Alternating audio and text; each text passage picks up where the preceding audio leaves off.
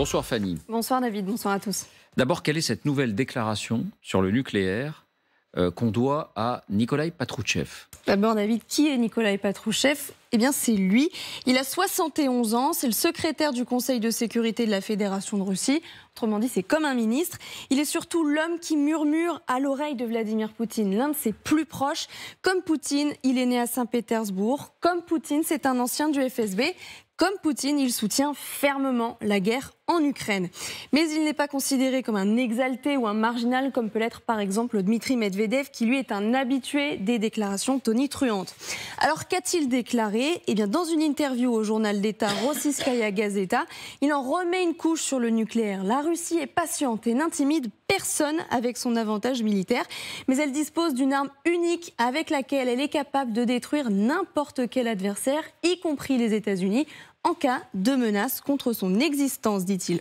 Il fait bien sûr référence à l'arme atomique. Et il ajoute « Les politiciens américains, piégés par leur propre propagande, sont convaincus qu'en cas de conflit direct avec la Russie, les États-Unis sont capables de lancer une frappe préventive de missiles, après quoi la Russie ne sera plus en mesure de répondre. C'est stupide et très dangereux, dit-il.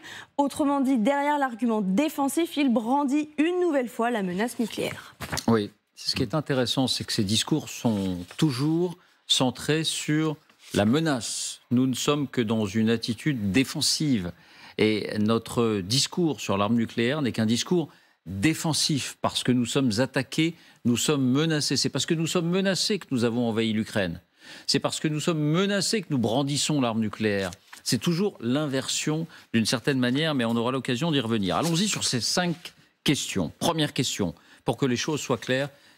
Qu'appelle-t-on une arme nucléaire tactique? Eh bien, c'est une ogive nucléaire qui a vocation à être déployée sur un champ de bataille et pas à traverser les continents pour frapper une ville ou un pays ennemi à l'autre bout du monde. En clair, sa portée est limitée. Elle dépend du moyen de lancement utilisé, bombes, missiles tirés depuis un avion, un navire ou un sous-marin, voire depuis le sol par exemple. On considère généralement donc que cette bombe n'est pas faite pour traverser un océan. Et surtout, sa puissance est inférieure à celle d'une bombe massive, ce qu'on appelle le nucléaire stratégique, qui là peut être de plusieurs centaines de kilotonnes. Là, pour le tactique, on parle d'une bombe de moins de 100 kilotonnes. En tout cas 100 kilotonnes au maximum, ce qui est déjà, disons-le, énorme. Pour vous donner un ordre d'idée, les bombes larguées en 1945 sur Hiroshima et Nagasaki étaient des bombes nucléaires tactiques d'une puissance d'environ 15 kilotonnes, ce qui a suffi, on s'en souvient tous, à raser ces 2 grandes villes et à faire plusieurs centaines de milliers de morts. Dernier point d'avis, d'après Washington, l'arsenal tactique russe, ce sont 2000 ogives nucléaires sur les 6000 que possède Moscou au total. Voilà, si on précise les choses, j'ai oublié de l'indiquer, mais vous l'avez sans doute entendu ces dernières heures, c'est parce que Vladimir Poutine dit « je vais installer des armes nucléaires tactiques sur le sol de la Biélorussie, donc aux portes de l'Union ». Deuxième question, comment Vladimir Poutine justifie-t-il ce déploiement en Biélorussie, c'est-à-dire donc aux portes de la Lituanie et de la Pologne? Eh bien, il invoque 2 raisons. D'abord, une riposte à la livraison à Kiev par les Britanniques d'obus à uranium appauvri. On vous en parlait ici même la semaine dernière. Vladimir Poutine fait comme s'il s'agissait d'armes nucléaires, mais le nom est trompeur. Bien sûr, elles peuvent irradier, ces obus peuvent irradier des soldats à l'uranium. C'est un métal très dense, très résistant, et c'est donc pour ça qu'il est utilisé seulement. Il est seulement destiné à percer le blindage des chars russes. Second argument, pour Poutine, c'est une question de réciprocité. En clair, les États-Unis le font, pourquoi pas nous? Écoutez Vladimir Poutine. Мы не передаем. Ни США своим союзникам не передают. Они просто... Мы, в принципе, делаем все то же самое, что они делают десятилетиями. Они имеют в определенных странах у союзников и готовят их носители, и их же готовят экипаж. Мы то же самое собираемся делать. Est-ce la vérité? Effectivement, les États-Unis possèdent une centaine d'ogives nucléaires sur le sol européen ou en Turquie. Des bombes de ce type, les B-61, dont la puissance peut aller jusqu'à 50 kilotonnes. Elles sont déployées, ces bombes, sur 6 bases aériennes américaines dans 5 pays.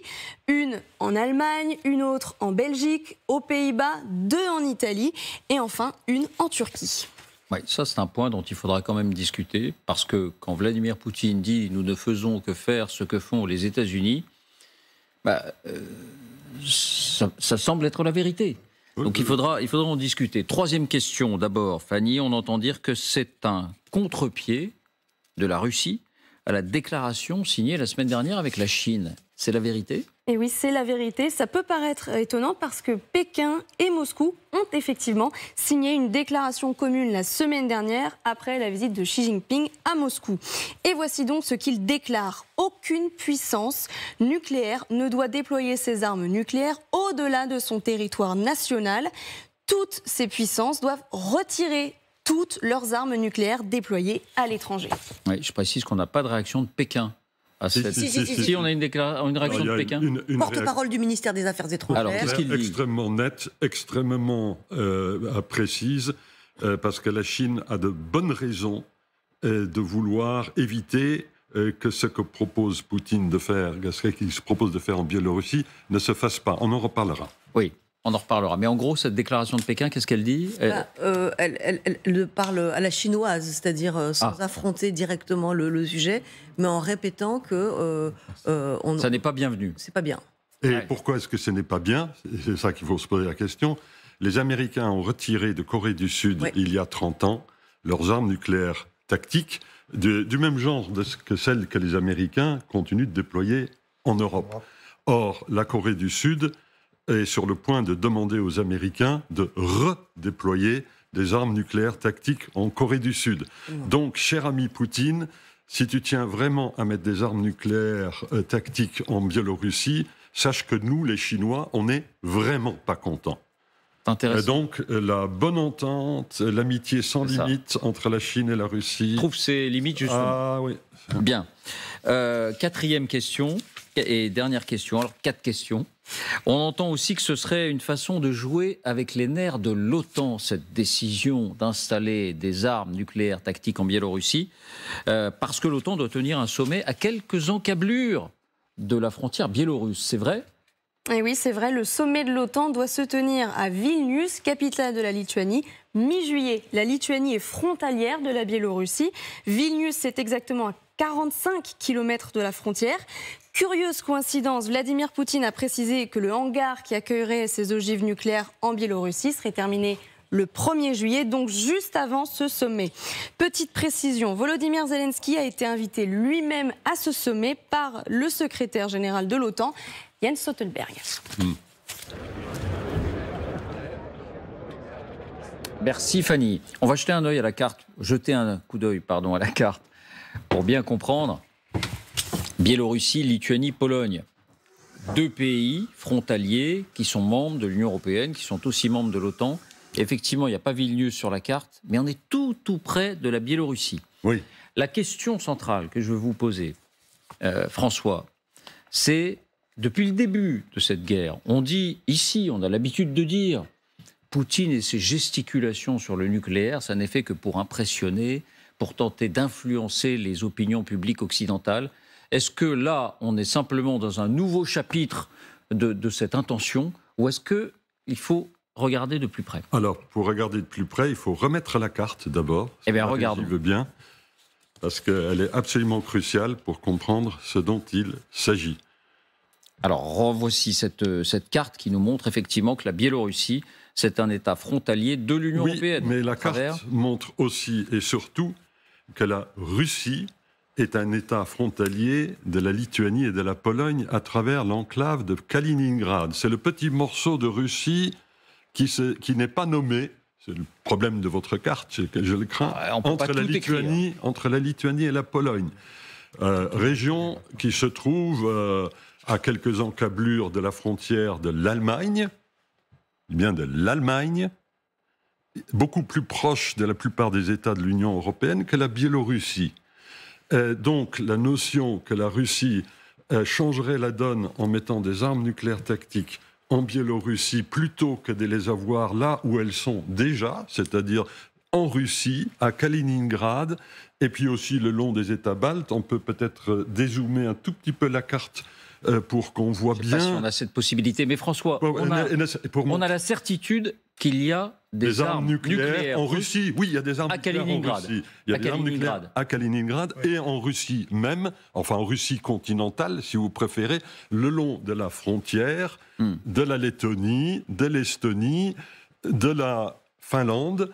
Et il y a 1340 km de frontières entre la Russie et la Finlande. Membre de l'Union européenne. Membre de l'Union européenne. Et bientôt de l'OTAN. Et depuis le vote au Parlement hongrois de ce soir, la Finlande est pratiquement maintenant aux portes de l'OTAN. Donc vous dites relativisons cette décision de Vladimir Poutine. Et la comparaison de Poutine n'est pas fausse.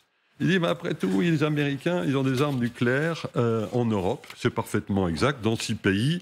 J'ajouterais d'ailleurs, pour la précision, que la plupart des bases concernées ne sont pas américaines, elles sont européennes, c'est-à-dire les bases dites nucléaires en Belgique, aux Pays-Bas, en Italie, en Allemagne, sont des bases de ces pays et non pas des bases US.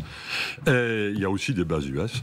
Donc Vladimir Poutine est en droit de dire non seulement nous appliquons la réciproque. Il est tout à fait en droit de le dire. La Biélorussie, comme l'Ukraine, comme les 3 États baltes, étaient pendant la guerre froide le réceptacle d'armes nucléaires soviétiques en très grand nombre. Les armes nucléaires soviétiques étaient aussi présentes en Allemagne de l'Est et en Tchécoslovaquie. Autrement dit, si la Russie installe des armes nucléaires tactiques en Biélorussie, ça... Rien de neuf sous le soleil. Alors, non seulement rien de neuf sous le soleil, mais ça fait quand même 1 an que Poutine en a parlé. Il a amené son ami Loukachenko, le dictateur de Biélorussie, à modifier sa constitution au début de l'année dernière. 27 février. Parce que la Biélorussie était très frappée par le cataclysme de Tchernobyl, et donc la Biélorussie, en devenant indépendante en 91, avait décrété qu'elle serait un État totalement non nucléaire.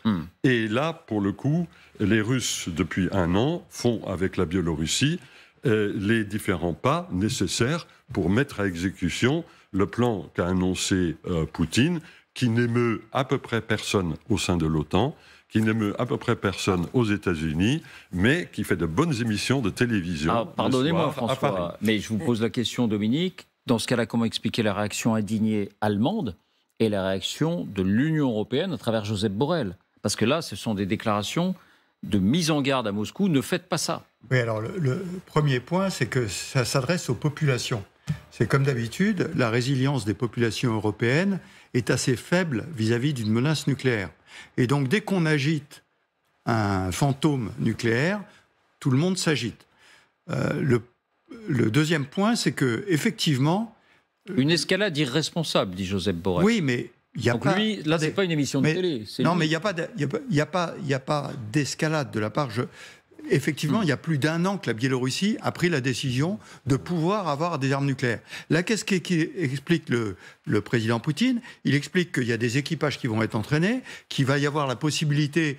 Il y a déjà des missiles Islander qui pourront avoir des charges nucléaires, et qu'au mois de juillet, retenez la date, au mois de juillet, il y aura des sites qui permettront de mettre des ogives nucléaires en Biélorussie. Donc il annonce déjà la date.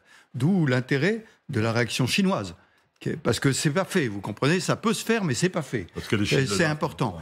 Mais deuxième point, je rappelle toujours qu'il s'agit de missiles tactiques. Qu'est-ce que les missiles tactiques vont changer à la donne? Ils ne vont rien changer à la donne. Les missiles tactiques, je le rappelle, alors pour nous Français qui, heureusement, sommes revenus de l'époque où nous avions des Plutons et des Hadès, on est revenus à la philosophie de la menace nucléaire, qui est de préserver la paix. À partir du moment où vous avez une menace, vous avez une arme nucléaire, et c'est ce que fait la Russie aujourd'hui. Elle dit, moi, je ne peux pas être attaqué sur mon territoire puisque j'ai l'arme nucléaire. Et lorsqu'ils disent que les Américains, vous pourriez être détruits par les armes russes, ils n'ont pas tort. Et c'est pour ça que ça ne se fait pas. Parce qu'il y a ces armes nucléaires stratégiques. Les armes tactiques que les Américains ont effectivement déployées dans un certain nombre de pays de l'OTAN, c'est, j'allais dire, un péché contre cette philosophie des armes nucléaires. Et là, les Parce qu'on Russes sous-entend que c'est des armes d'usage. Voilà, exactement, qu'on peut faire la guerre avec ça. Or, c'est pas vrai. À partir du moment où vous commencez à faire la guerre avec ça, vous cassez tout le système. Et donc, les Russes, ils disent, nous, on fait comme les Américains. Et donc, je pense qu'effectivement, vous avez des populations qui vont réagir, allemandes, européennes. Je suis bien persuadé que l'OTAN, comme le dit François, va pas réagir. Va dire, attendez, tout ça, ça bouge pas, et il n'y a pas de problème. Alors, mais pourquoi dans ce cas-là cette réaction allemande, cette réaction française, cette réaction l'Allemagne n'aime pas l'Allemagne de Joseph Borrell? L'Allemagne n'aime pas le française. nucléaire, full stop. Et je dois dire que la réaction allemande, elle est plutôt utile dans le sens où elle rappelle aux Allemands que les Russes font des choses désagréables. Quant à M. Borrell, M. Borrell n'est pas le chef d'une puissance militaire.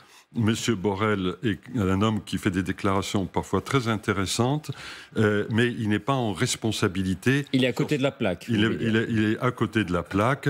Il donne trop d'importance à ce fait. C'est probablement ce que souhaite Poutine. Ce genre de déclaration où on affole les populations en parlant d'une escalade irresponsable et une menace pour la sécurité européenne. Ce sont ses propos. C'est franchement,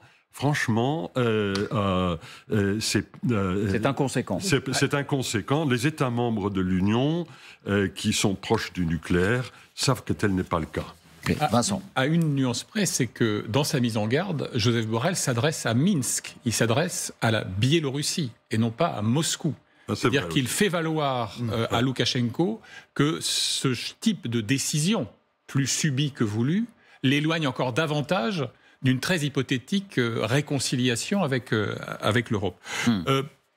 À mon sens, c'est toujours du registre de la dissuasion purement rhétorique. Absolument. Un expert indépendant. Donc on est sur l'ultime chapitre à ce jour le énième de cette gesticulation. Du chantage nucléaire qu'on a décrypté ensemble à plusieurs dizaines de fois sur ce plateau. Pourquoi ? Il y a un expert indépendant russe qui a été interrogé aujourd'hui par l'AFP et qui doute même de la faisabilité du transfert en question, en disant que le fameux hangar, l'entrepôt, ne sera sans doute jamais prêt en juillet. Et qu'il n'y aura pas de transfert d'armes. On parle de ces 10 avions, mais les 10 avions, en fait, sont simplement adaptés, en quelque sorte rénovés, pour pouvoir accueillir des charges nucléaires. Il ne s'agit pas d'un transfert massif, ni d'ogives, ni de vecteurs, ni d'appareils.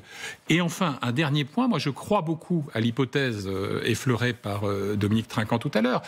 Dans l'esprit de Poutine, pour peu qu'on puisse le décrypter, il y a toujours cette certitude absolument inoxydable que l'usure servira sa cause et que les opinions occidentales finiront par fléchir, puis par flancher, et que donc s'il tient dans la durée, il y aura un renversement des dites opinions. Puis tout dernier point, alors je suis très rapide là-dessus, mais que dit la déclaration sino-russe ? Pas de déploiement en dehors du territoire national. Voilà ce qui confirme de manière éloquente la vassalisation définitive de la Biélorussie, puisque je pense que Poutine considère que la Biélorussie, il l'a d'ailleurs dit dans le passé, et il y a eu des traités qui ont été négociés à la fin des années 90, il considère que la Biélorussie appartient à la Fédération de Russie. Oui, mais ce n'est pas l'avis de la Chine. La réaction de l'OTAN. Non, mais bien sûr. Puisque vous disiez l'OTAN, finalement, comprend que c'est anecdotique. L'OTAN dénonce quand même la rhétorique. Alors la rhétorique dangereuse et irresponsable de la Russie. Est-ce dans cette perspective, et je vous donne la parole Isabelle, qu'il faut comprendre ce qui se dit à la télévision publique biélorusse? C'est une nouveauté. Vous avez aimé Soloviev le russe, vous allez aimer le Soloviev biélorusse. Écoutez ce qui s'est dit tout à l'heure à la télé biélorusse. Ну что, вражины, рохкайте! Беларусь – ядерная держава. Государство, обладающее возможностью в случае нападения на его территорию ответить тактическим ядерным оружием. Будет плавиться Варшава и потонет Вильнюс. И так свершится потаенное. Не суйтесь, панове, ибо облучим. Вы нас вынудили, и не жалуйтесь теперь. Вас предупреждали. Nous allons vous irradier. Il a déjà du métier. Moi, je pense que l'important n'est pas tellement dans le déploiement des armes tactiques, parce qu'à chaque fois que Vladimir Poutine est en difficulté sur le terrain, il n'a pas réussi à prendre Barmout, il s'attend à la contre-offensive ukrainienne, il ressort ce chantage nucléaire. Par contre, il y a deux choses qui sont extrêmement importantes dans cette histoire. C'est petit 1. On va tester la relation sino-russe, parce que de deux choses l'une. Ça se passe l'annonce est faite le lendemain ou le surlendemain d'une rencontre entre Xi Jinping et Vladimir Poutine à Moscou. Donc, soit les Chinois jouent un double jeu, soit Moscou trahit Pékin, soit effectivement, dans la tête de Vladimir Poutine, si tant est qu'on puisse s'y rendre, effectivement, la Biélorussie fait partie de la Russie. Et c'est là que je voulais en venir, c'est que je pense que le principal enseignement de cette séquence, c'est la vassalisation progressive de la Biélorussie. On le savait déjà d'une certaine manière. On le savait. Attendez, l'histoire dure depuis 1999. Le premier projet de réunion de la Russie avec la Biélorussie, c'est entre Loukachenko déjà et Boris Eltsine. Après 2014 et l'annexion de la Crimée, cette idée a vraiment reflué, et aussi au moment de l'arrivée de Vladimir Poutine. Et puis elle a refait surface à partir du moment où Loukachenko, en difficulté parce qu'il avait été mal élu et il était défié dans la rue par les manifestants, a dû demander l'aide de Vladimir Poutine pour le donc Vladimir Poutine a sauvé Loukachenko. Il a donné des prêts financiers à la Biélorussie, et depuis ce jour, effectivement, cette marche vers l'Union va de plus en plus vite. N'oublions pas que le début de la guerre, laisse-moi finir François, le début de la guerre a été quand même est parti quand même du nord de Biélorussie. Et aujourd'hui, qu'est-ce qu'on voit? Que les décisions politiques et militaires sur la Biélorussie, elles sont prises où? Elles sont prises à Moscou. Donc c'est un pas supplémentaire dans la vassalisation de la Biélorussie. Et Loukachenko, qu'il soit d'accord ou pas d'accord avec cette décision, est devenu, depuis 2020, l'obligé de Vladimir Poutine. Gardons la carte quand même, gardons la carte sous les yeux, parce que François disait « rien de neuf sous le soleil », parce que les armes atomiques russes menaçaient déjà l'Union européenne, en l'occurrence, on ne le voit pas sur cette carte, mais c'est un peu plus au nord, l'Estonie et la Lettonie et la Finlande. Mais là, c'est la Pologne qui serait directement visée. Alors vous me direz, elle l'était déjà par l'enclave de Kaliningrad, où sont stationnés, mais je ne savais pas que c'était avéré. Ah oui, est-ce qu'il est avéré qu'il y a des armes atomiques sur le territoire? Vous disiez oui. Enfin, en tout cas, c'est la Pologne. Or, la Pologne, c'est le pays leader dans les livraisons d'armes. Je vous réponds. Ce qui n'est pas avéré, je commence par ça, c'est le stationnement permanent de fusées Iskander, c'est-à-dire le vecteur. Ce qui est avéré, c'est la présence d'armes nucléaires sur le territoire de Kaliningrad. Et moi, je ne vais pas contredire l'analyse que fait Isabelle. Je suis d'accord avec toi sur la vassalisation progressive de la Biélorussie. Mais je crois qu'il ne faut pas non plus sous-estimer, non pas je vais parler de façon un peu triviale pendant 3 instants, non pas la connerie humaine, mais la connerie bureaucratique. C'est-à-dire que les décisions à Moscou sur la Biélorussie semblent effectivement ne plus être faites au ministère des Affaires étrangères. Donc, Poutine, en accord avec les gens qui s'occupent de la Biélorussie, fait cette annonce. Et les gens qui négocient le communiqué entre la Russie et la Chine, ce sont les gens des affaires étrangères russes. Et la déclaration sino-russe, elle est quand même très claire. Et il ne faut pas être surpris que les Chinois aient réagi de façon très vive cet après-midi. Je le rappelle, les risques stratégiques doivent être réduits. Tout ça est en langage diplomatique. Oui, mais en langage diplomatique, c'est vrai que c'est un avertissement. Ne faites pas ça. C'est un avertissement à Moscou. C'est un avertissement très clair à Moscou sur le thème. Écoutez les gars, nous on a la Corée du Sud qui est à côté de chez nous, et d'ici à ce que les Américains retransfèrent des armes nucléaires tactiques en Corée du Sud, ça pourrait se faire même relativement rapidement, parce que l'autre alternative, c'est quand même que la Corée du Sud se dote de sa propre force de dissuasion, ce qui enchante encore moins les Chinois. Oui. Il y a 2 questions que je voulais vous poser sur le sujet, Vincent. D'abord, je voulais vous montrer ces images à Moscou. Et là, encore une fois, quand on voit ces images, on pense évidemment qu'il est question du risque nucléaire. L'armée russe diffuse sur les panneaux publicitaires à Moscou ce message. Soyez prêts à emporter ce qu'il faut dans une valise en urgence. Soyez prêts à emporter quoi? Que dit cette publicité? Alors, il y a un couteau suisse, de l'eau avec un sandwich, une lampe de poche, un briquet un téléphone, une brosse à dents. Sous-entendu, soyez prêts à une catastrophe imminente. Quand on évoque ça, on pense immédiatement au fait que est-ce que Moscou, est-ce que la Russie s'attend elle-même à être frappée par une arme nucléaire? Donc autrement dit, est-ce que c'est du domaine de l'imaginable pour Moscou qu'il y ait un conflit atomique? Vous ne voyez pas ça comme ça, Vincent? Non, je vois ça comme un outil assez classique de la stratégie de la tension interne. C'est-à-dire, d'une part, il y a bien un pilote dans l'avion. Vous voyez, nous vous protégeons, nous vous mettons en garde, nous préparons l'inqualifiable. Et surtout, ça permet de faire passer des mesures douloureuses à venir, de type mobilisation élargie, par exemple, ou coercition dans le recrutement. Nous sommes en guerre. Okay, voilà. Nous sommes attaqués. Vous maintenez. Donc, on est toujours dans cette logique de la riposte à une agression de l'OTAN dont l'Ukraine ne serait qu'un pantin, une marionnette. J'ai une hypothèse russo-chinoise. Je me demande si le propos de Poutine, qui est quand même effectivement une entorse à l'esprit de la déclaration commune d'il y a quelques jours, n'est pas aussi le reflet de son dépit.